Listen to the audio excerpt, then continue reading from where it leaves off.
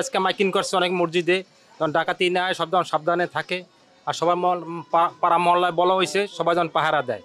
কে এদিক করছে কে করছে, আমরা চাই যেন দেশ শান্তিতে চলে। যে সরকারি আসুক, সে যেইভাবে চালাবে সেইভাবেই দেশ চলবে।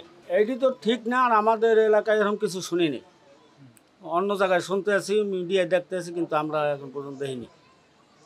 আর কোনো খারাপ কিছু আমাদের দিকে কোনো অকারেন্স হয়নি। আমরা চাই দেশে শান্তি শৃঙ্খলা যেভাবে বজায় থাকবে, মানুষ যেভাবে ভালো চলাফেরা করতে পারবে, এটাই চাই। বিভিন্ন জায়গায় ডাকাতি করতেছে, আওয়ামী লীগের লোকও করে না, ওই আপনার বিএনপির লোকও করে না, জামাতও করে না, করতেছিল হিরোইন চিরা করতেছে।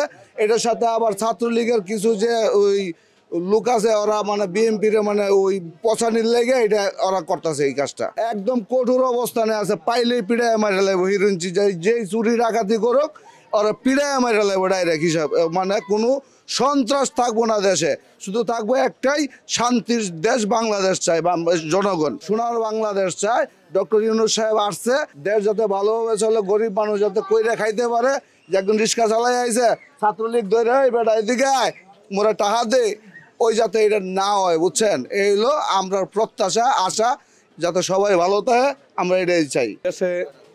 সরকার যে আসুক, দুর্নীতি থাকে, সাধারণ মানুষও দুর্নীতি করে, শিক্ষাবিদ পেশাজীবী সবাই সবার স্থানে করে।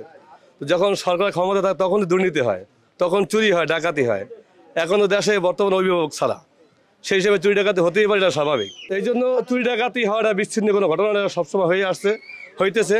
তবে আমরা চাই যদি সুন্দর বাংলাদেশ গড়ে এবং প্রশাসন দায়িত্ববান হয়, মানুষ সচেতন হয়, তাহলে সমস্ত বিপদ থেকে সাধারণ মানুষ রক্ষা পাবে ইনশাল্লাহ। প্রথম কথা হচ্ছে, আমি যদি আমার ঘরের দরজা খোলা রাখি, চোর তো আসবেই।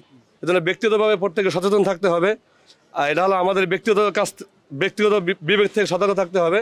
আর দেশে যা দায়িত্বমান রয়েছে, প্রশাসন থেকে শুরু করে উপরস্থ পর্যন্ত, সকলের এই ব্যাপারে সচেতন হতে হবে, যাতে দেশের মানুষ শান্তিতে থাকতে পারে এবং নীরবে থাকতে পারে। আসলে আমরা দেখতে পাচ্ছি ডক্টর ইউনূসকে নিয়ে উনি দেশে আসছেন। এই তত্ত্বাবধায়ক সরকারের মেয়াদটা কতক্ষণ হবে, কতদিন হবে, এটা আমাদের কাছে অস্পষ্ট। নাকি আবার সেই মঈনুদ্দিন ফখরুদ্দিনের মতো হয় কিনা, এই জন্য সাধারণ মানুষ, খেটে খাওয়া মানুষ খুব চিন্তায় আছে যে আবার সেই দীর্ঘমেয়াদী হয় কিনা। যাতে কিন্তু স্পষ্ট হওয়া উচিত ছিল যে 3 মাসই থাকবে নাকি 4 মাস থাকবে, এবং এর মাঝে তাদের কার্যক্রমটা কেমন থাকবে। তাদের কাজ কি শুধুমাত্র নির্বাচন সুষ্ঠু ব্যবস্থা করা এটুকু দায়িত্ব, নাকি শুধু দেশকে সাধারণ দায়িত্ব? যদি দেশকে সাধারণ দায়িত্ব হয় তা 3 মাসে তো সম্ভব না। এই জন্য বিষয়টাকে আমরা চাই যাতে স্পষ্ট হয় জাতির কাছে।